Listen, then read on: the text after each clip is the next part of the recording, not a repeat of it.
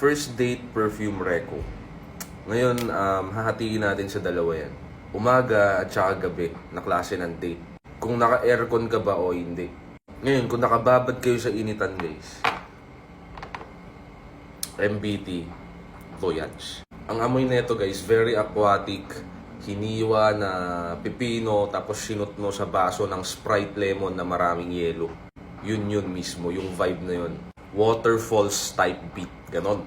Peak scent of 3 hours tapos tumatagal sa damit ng 6 to 7 hours. Ganon yung performance nito sa akin. Ngayon, kung nasa aircon ka naman, kahit umaga yung date ninyo or gabi or nasa cold environment ka, ito gine-gatekeep nila to eh.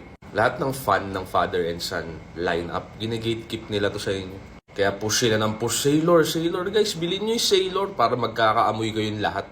Pero ang totoo men, gentleman talaga. Masculine with a balance of warmth and sweetness. Kung gusto nyo pa na mas matamis, si Royalty. Definitely si Royalty. Pero personal favorite from their lineup is Gentleman. Skyfall, i-review ko pa lang yun. So, I'll let you know in the next vid. Other than that, nice.